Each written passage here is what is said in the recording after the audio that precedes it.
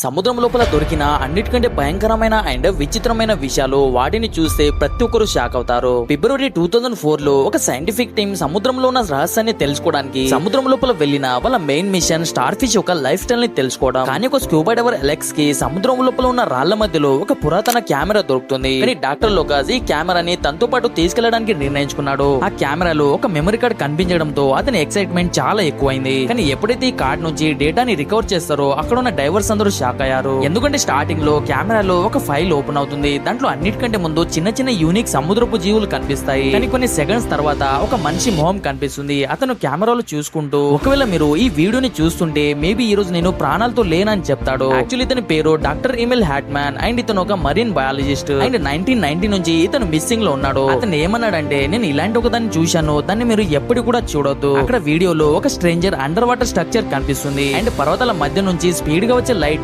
దాన్ని ఎప్పుడు కూడా రికార్డ్ చేయలేరు. అండ్ ఒక్కసారిగా వీడియో గ్లిచ్ అవడం స్టార్ట్ అవుతుంది అండ్ బ్యాక్గ్రౌండ్ లో నుంచి ఒక విచిత్రమైన శబ్దం వస్తుంది. అండ్ డాక్టర్ హార్ట్మ్యాన్ ఒక లాస్ట్ లైన్ చెప్తాడు, డోంట్ ఓపెన్ ఇట్. అంటే ఏదైతే లోపల ఉందో అది ఇప్పటి కూడా ప్రాణాలతోనే ఉంది. అండ్ డాక్టర్ స్టోజాడ్ యొక్క టీం ఈ రోజు కూడా అసలు దీని రహస్యకరమైన డోర్ ఎక్కడుందో తెలుసుకోవాలనుకుంటున్నారు.